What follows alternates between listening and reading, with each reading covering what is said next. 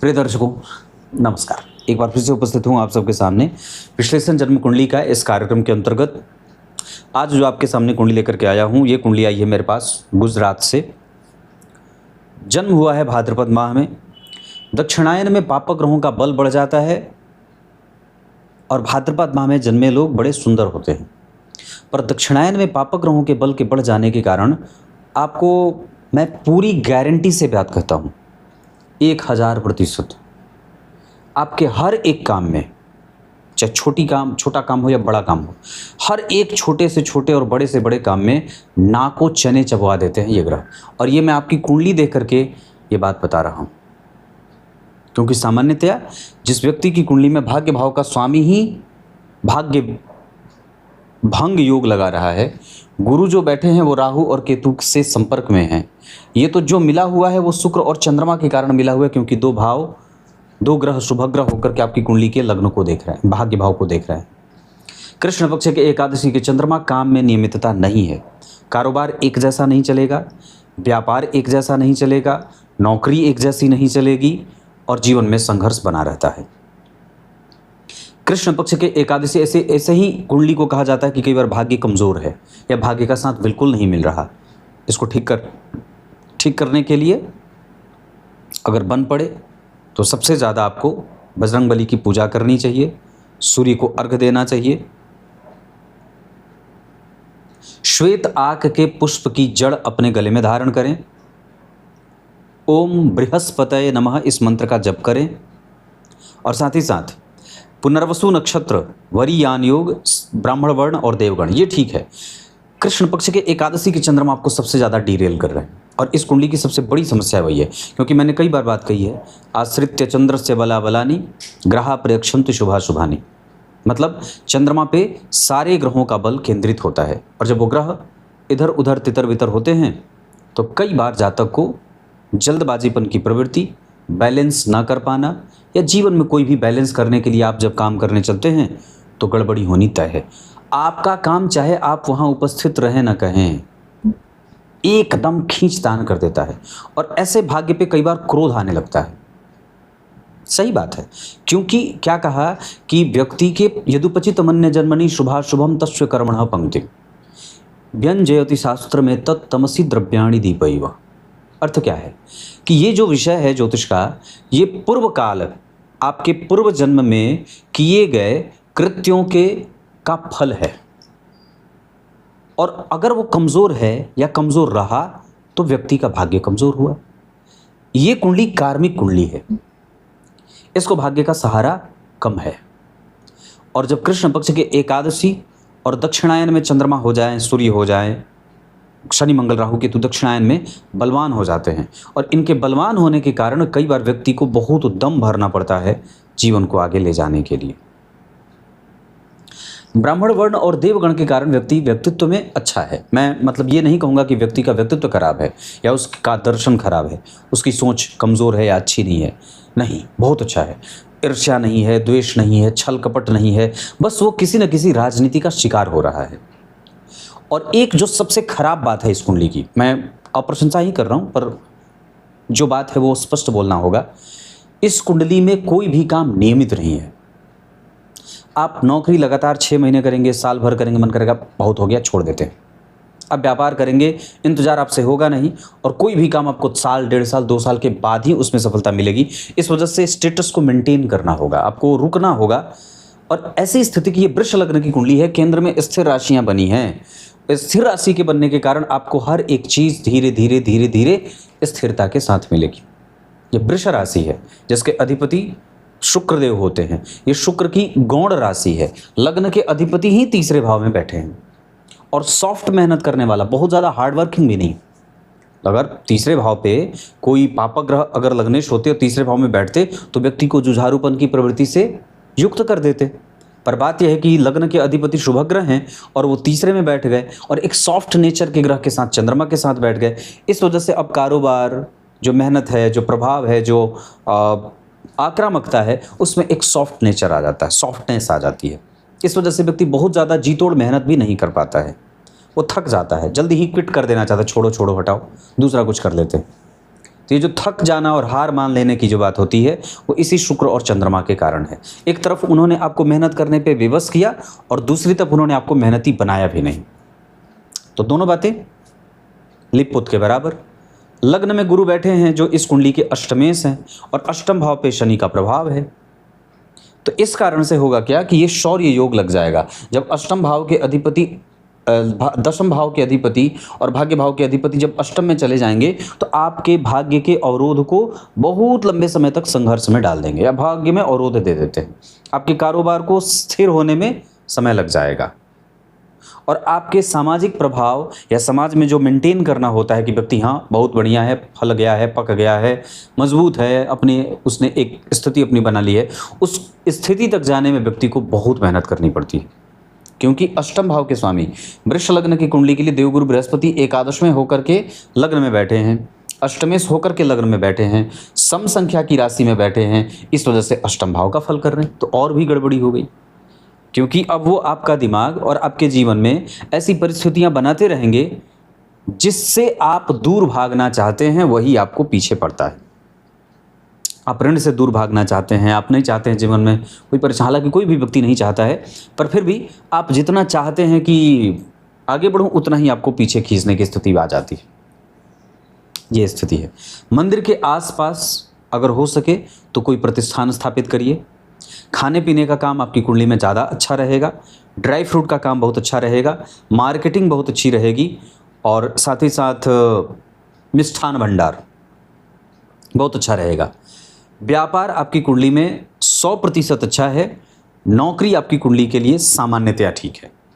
नौकरी में दिक्कत ये होगी कि आप लगातार उस नौकरी को नहीं कर पाएंगे या हर 6 महीने पे, साल भर पर ऐसी स्थिति बन जाएगी कि आपको नौकरी छोड़नी पड़ेगी और इस वजह से नौकरी में विषम परिस्थितियों के निर्माण या फिर राजनीति के षड्यंत्र के कारण कई बार व्यक्ति के जीवन में ऐसा प्रभाव आएगा या ऐसे विचार आएंगे, नौकरी छोड़ देता हूँ, व्यापार करता हूँ, और व्यापार करने चलते हैं तो आपको आपका पेशेंस जवाब दे जाता है।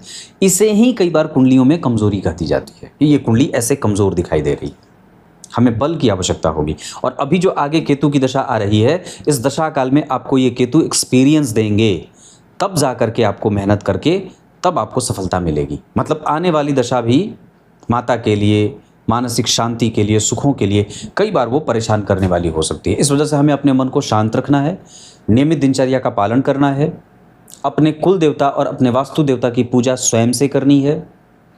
इतनी सारी चीज़ें।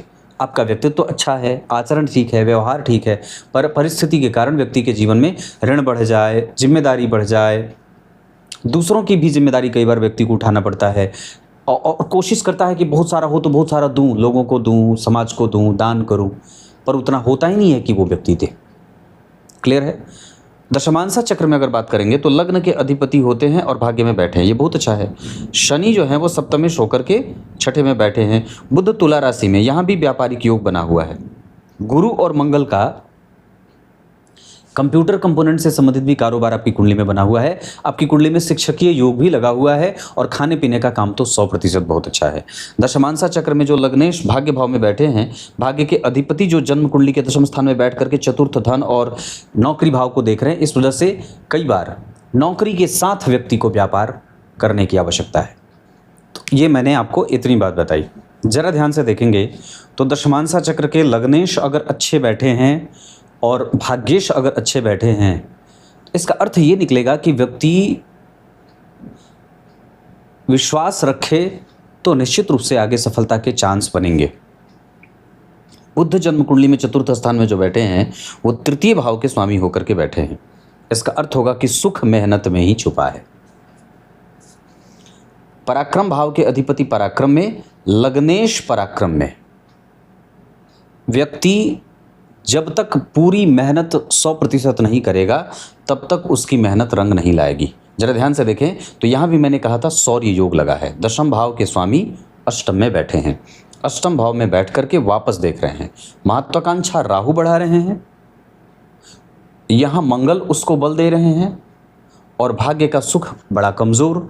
लग्न में जो गुरु बैठे हैं वो इस कुंडली में चिंता बढ़ा रहे हैं क्योंकि अष्टमेश और लाभेश होकर के बैठ रहे हैं। आत्मविश्वास पे केतु जैसे ग्रह का प्रभाव उसको एक कमजोरी का पक्ष जागृत कर रहे हैं, या दिमाग में निरंतर कोई ना कोई सुख को लेकर के चिंता रहती है। घर बना पाऊंगा कि नहीं, जिम्मेदारी निभा पाऊंगा कि नहीं, बहुत सारी चीज़ें, बच्चों का कैसे होगा, क्या होगा, ये सूर्य बढ़ा रहे हैं।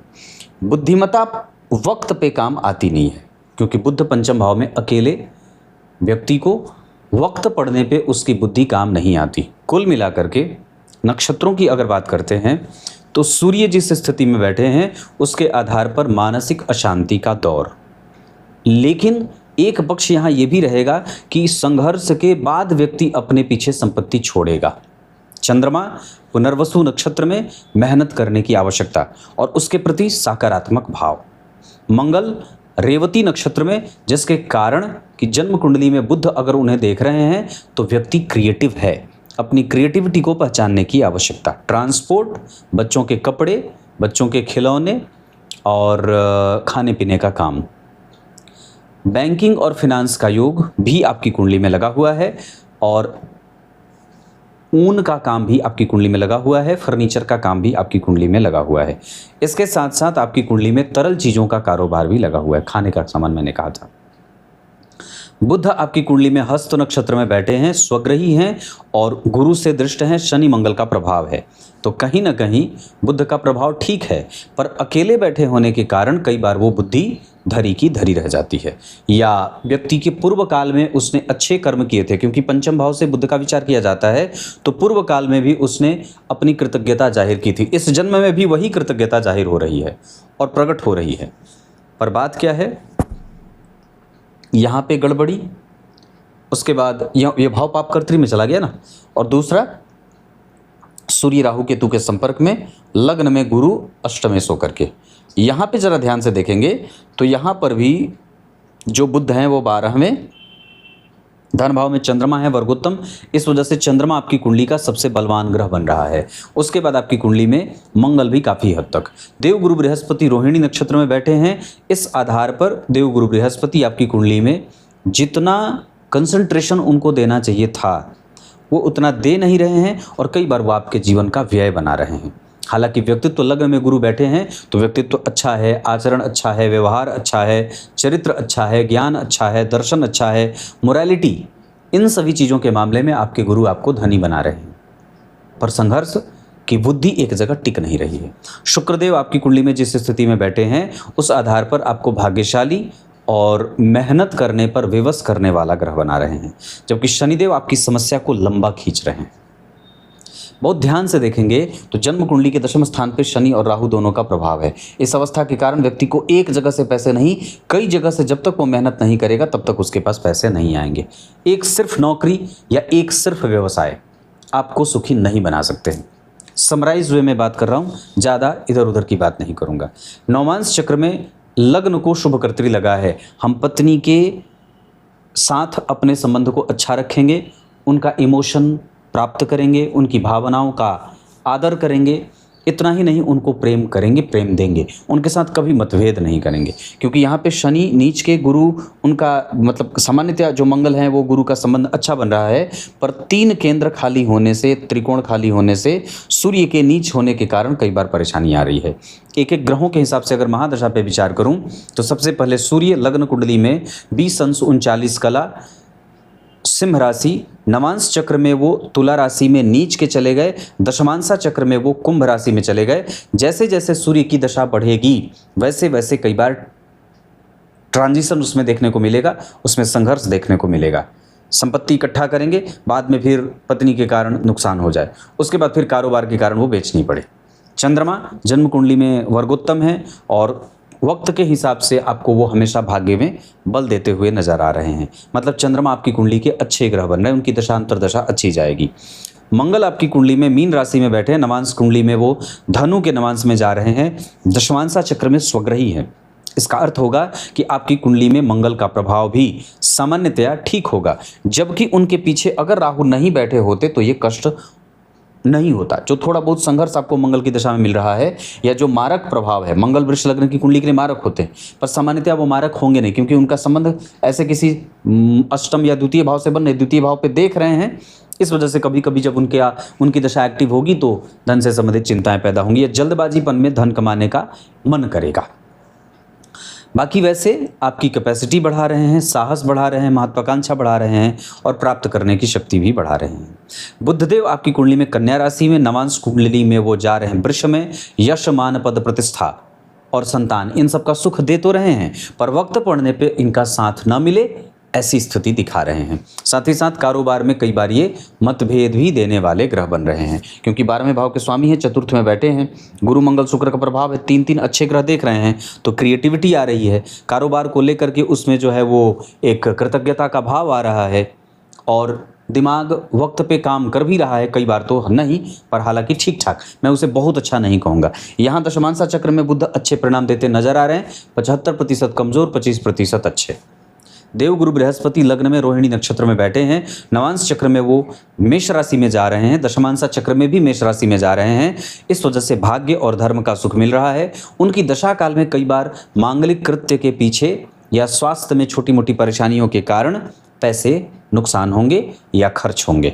शुक्रदेव आपकी कुंडली में पुष्य नक्षत्र में कर्क राशि में, नवांश चक्र में वो ग्रह वहीं बैठा हुआ है भाव से, तो इस कुंडली में शुक्र और चंद्रमा दोनों बली भी हैं और दोनों बलवान इसलिए भी हो रहे हैं क्योंकि वो वर्गोत्तम है। शुक्र भाव से वर्गोत्तम, चंद्रमा राशि से, इस वजह से शुक्रदेव आपकी कुंडली के लिए आपको अच्छा पद देंगे। अपनी दशा काल में वो प्रमोशन और आयु के साथ साथ कम्युनिकेशन का सुख देंगे। जबकि शनिदेव आपकी समस्या बढ़ा रहे हैं, लंबी आयु दे रहे हैं। शनिदेव आपकी कुंडली में धनु राशि में, नवांश कुंडली में मेष राशि में। शनि की दशा काल में भी व्यक्ति को यश, प्रतिष्ठा, प्रमोशन, अच्छी नौकरी, अच्छे जगहों से और अच्छे लोगों से मैत्री, साथ ही साथ अपने कर्तव्य को समझने का बल, ये सब शनिदेव दे रहे हैं।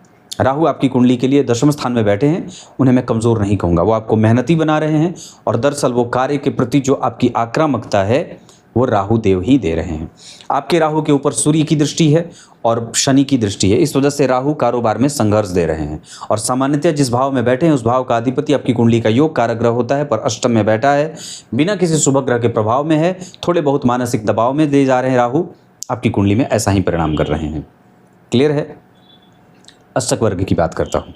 जब हम अष्टक वर्ग की बात करते हैं तो यहाँ पे व्यक्तित्व तो बहुत अच्छा है, आयु बहुत अच्छी है, आपका उठना बैठना चलना, विचार विमर्श करना, मंथन चिंतन सब बहुत अच्छा है। पर हाँ, इस कुंडली का धन क्षेत्र कमज़ोर है। निश्चित रूप से आपको और मेहनत की आवश्यकता है, इकट्ठा करने में आपको दिक्कत हो रही है, मन विचलित है और विकल है। जितनी मेहनत करते हैं उतना परिणाम नहीं मिल रहा है, इसके लिए गणेश चतुर्थी का व्रत आवश्यक होगा। नौकरी के साथ व्यापार निश्चित रूप से, और एक से अधिक काम करने की आवश्यकता। इतने के बाद आयु बहुत अच्छी, मोक्ष योग सामान्यतया ठीक ठाक है। और इस कुंडली में बजरंगबली की पूजा, हनुमान चालीसा के नामों का स्मरण, हनुमान जी के 12 नामों का प्रत्येक दिन 12 बार उच्चारण, इसके साथ सामाजिकता बहुत ज़्यादा है, समाज को देने की ललक बहुत ज़्यादा है, पर सफलता थोड़ी देर से मिलती हुई नजर आ रही है। हालांकि अंत तो गत्वा, अब जरा ध्यान से देखेंगे तो शनि, राहु, मंगल, मतलब जन्म कुंडली का जो प्रौढ़, युवा, अधेड़ के बाद जो वृद्धावस्था होता है वो जन्म कुंडली के अष्टम, नवम, दशम, एकादशवें और 12वें इन भावों से देखा जाता है। और ज़रा ध्यान से देखें तो इधर सारे के सारे पापक ग्रह बैठे हैं, मतलब जो सुख था वो बचपन से लेकर के युवावस्था तक था। उसके बाद ये संघर्ष भरा काल है, बहुत सावधानी से निकालने की आवश्यकता। शुभ अंक आपकी कुंडली के लिए 3 और 5 रहेगा। रंग सफ़ेद और गेरुआ रहेगा। सूर्य को अर्घ आदित्यश्च नमस्कारम जो कुर्वन्ति दिने दिने जन्मांतर सहस्त्रेषु दारिद्र्यम नोपजायते। दारिद्र अगर नहीं देखना चाहते हैं तो सूर्य को अर्घ दीजिए। इसके साथ साथ अपने मेहनत के प्रति विश्वास आपको आगे लेके जाएगा। फलों का काम भी आपकी कुंडली में अच्छा बना हुआ है, ड्राई फ्रूट का काम भी आप कर सकते हैं। इतनी सारी चीज़ें नक्षत्र के आधार पर आपकी कुंडली में जो बात बन रही है उसके आधार पर पुनर्वसु नक्षत्र में दान करना बहुत अच्छा रहेगा। और अगर बात और भी करें तो नक्षत्र में रोहिणी, हस्त, पुनर्वसु, पुष्य, भरणी और उत्तरा भाद्रपद, ये नक्षत्र किसी भी कार्य को करने के लिए अच्छे रहेंगे। कोई भी शुभ कार्य करना हो आप गुरु, सूर्य और बुध की दशा में इस्तेमाल कर सकते हैं। शुक्र और चंद्रमा भी सहायता करेंगे। शुक्र और चंद्रमा तो सबसे ज़्यादा। एक बात और है, आपकी कुंडली में भाग्य भंग योग लगा हुआ है, यही आपको परेशान कर रहा है। और मैं एक बात आपको कह दूं कि ये आपको हर जगह आपके पहुंचने से पहले, जैसे कहते हैं ना हमारे पूर्वज कहते थे, आपके पहुंचने से पहले आपका भाग्य वहां पहुंच जाता है। आपके पहुंचने से पहले आपका भाग्य वहां पहुंच जाता है और आपका काम बिगाड़ देता है हर बार। इस वजह से हमें इस पर बहुत सावधानी से प्रार्थना करनी है। उसके विरोध में नहीं जाना है, ईश्वर के विरोध में नहीं जाना है, क्योंकि वो कुछ और करते नहीं है, आप के किए गए कृत्यों का प्रतिफल ही वो देते हैं। तो हमें मजबूत प्रारब्ध का निर्माण करना है। जैसे राजा दशरथ ने, उनके प्रारब्ध में नहीं था संतान, उन्होंने यज्ञ किया, तपस्या किया, फिर उसके बाद मजबूत प्रारब्ध का निर्माण हुआ। और जितना ज़्यादा मजबूत प्रारब्ध का निर्माण होता है उतना ही तात्क्षणिक आपको सद्य फल मिलता है। पुण्य इतना उच्चतम स्तर का कि फल तुरंत मिल जाए, पुण्य सामान्य स्तर का तो फल देर से मिले। पाप इतना मजबूत, निकृष्ट, जघन्य कि तुरंत फल मिल जाए। आप इसे हमारे न्याय व्यवस्था पे भी देख सकते हैं। जो दुर्दांत दैत्य होते हैं उनको तुरंत लटकाया जाता है, तुरंत लटका दिया जाता है। चलो ठीक है, इसने किया है, इसके प्रति जितने भी मुकदमे हैं वो सही साबित हो रहे हैं, तो ज़्यादा इंतज़ार मत करो, कसाब को फांसी पर लटका दो। यही हुआ। तो ये हमारे न्याय व्यवस्था में भी आप देख सकते हैं। और ये कहाँ से आया? ये हमारे भारतीय सनातन न्याय प्रणाली से आया है। तो वैसे ही कोई सामान्य अपराध है तो उसमें लंबी प्रक्रिया होती है, सुनवाई चलती है, लंबा प्रोसीजर होता है। लेकिन जघन्य है तो तुरंत उसको लोग उसकी मांग करते हैं, नहीं इसको तुरंत सजा दो। तो ठीक वैसे ही अगर सद्य फल प्राप्त करना है तो मजबूत प्रारब्ध के निर्माण के लिए श्रेष्ठ और सर्वोत्कृष्ट कर्म करने होंगे। मजबूत प्रारब्ध के निर्माण के लिए गोदान, स्वर्ण तुलादान, सोना चांदी तांबा पुष्प, ये सब। उसके बाद क्या बोलते हैं कि भूमि का दान होता है, ये सब नहीं करना है। हम सिर्फ और सिर्फ अपने ग्रंथों में विश्वास रख के भगवान के नामों का स्मरण करते रहेंगे और भगवान के नामों के नित्य स्मरण से हमारे पाप कटते जाएंगे और मजबूत प्रारब्ध का निर्माण होगा और हमें सही रास्ता मिलता जाएगा। इसके अतिरिक्त आपके पास और कोई रास्ता नहीं है, कुछ और नहीं करना है। जैसे भूमि दान अगर मैंने कह दिया तो ये उन लोगों के लिए है जो उसके योग्य हैं, जिनके अंदर सामर्थ्य है। मैंने स्वर्ण दान कहा, धातु दान कहा, ये वो कर सकता है जिसके पास अपने से ज़्यादा हो। अनाज दान हो सकता है कि सामान्यतया व्यक्ति कर सकता है, पर जिसके पास कुछ भी नहीं है उसके लिए भगवान ने और हमारे शास्त्रों ने नाम के जप का सर्वोत्तम श्रेष्ठ कर्तव्य बताया। आपका वो सबसे बेहतरीन काम है। आप पल पल उन्हें याद करते रहें, उनके प्रति आभार व्यक्त करते रहें, उनसे क्षमा मांगते रहें। पूजा करना कुछ और होता नहीं है। मैं जहाँ तक सोचता हूँ, मेरे विचार से, आप जो पूजा पाठ मंत्र जप आदि करते हैं, जो पुण्य आदि आदि जो भी करते हैं पद्धति से, वो कुछ और नहीं है। मुझे जहाँ तक लगता है कि वो सिर्फ भगवान से इस बात की प्रार्थना करना है कि हे परमात्मा, मुझसे नित्य प्रतिदिन हमेशा बहुत गलतियाँ होती रहती हैं, बस आप उस गलती को क्षमा करते जाओ। आप क्षमा कर रहे हैं, मैं दोबारा फिर गलती कर रहा हूँ, आपने फिर मुझे क्षमा किया। इसी वजह से तो भगवान को दयालु कहते हैं, और कोई कारण नहीं है दयालु कहने का। शास्त्रों ने उन्हें परम दयालु क्यों कहा है, सबका हित चिंतक क्यों कहा है? वो सबके बारे में अच्छा ही सोचते हैं। वो गिलहरी का भी उतना ही अच्छा सोचते हैं, वो महान रावण का भी उतना ही अच्छा सोचते हैं। तभी तो उन्होंने बार बार उनके पास दूत भेजे थे, अगर वो दयालु नहीं होते तो जितने भी साधन हैं, अब राजा दशरथ ने पुत्रष्टि यज्ञ किए, पर सब कोई तो कर नहीं सकता। तो क्या कहा? फिर भगवान का नाम स्मरण करो, ये सबसे मजबूत होता है। तो आपको मजबूती वहीं से मिलेगी, क्योंकि हुई कुंडली कमजोर। और बाकी कुछ अलग से नहीं कि पंडित जी ये नहीं करना है, वो नहीं, कुछ नहीं करना है। सिर्फ भगवान के नामों का जप करना है। किसी मंदिर में जाकर के मंदिर की सेवा, गाय की सेवा, पीपल के वृक्ष की परिक्रमा 4 बार, और पीपल को दीप दान करिए, दीपों की माला बनाइए। श्रीफल के वृक्ष के पास जाकर के दीपों की माला बनाइए। और अगर हो सके तो गाय के गोबर पे बैठ करके चौका लगा करके, गाय का गोबर का चौका लगा करके गुरु मंत्र का जप करिए। इन सभी चीज़ों से आपको धन कमाने के या धन के प्रति जो एक प्रवृत्ति है वो बदल जाएगी और रास्ता स्वयं बन जाएगा। क्लियर है? अभी लाजवर्त तत्काल धारण करिए, चतुर्थी का व्रत शुरू करिए, इतनी सारी चीजें हैं। तब तक के लिए बहुत बहुत नमस्कार।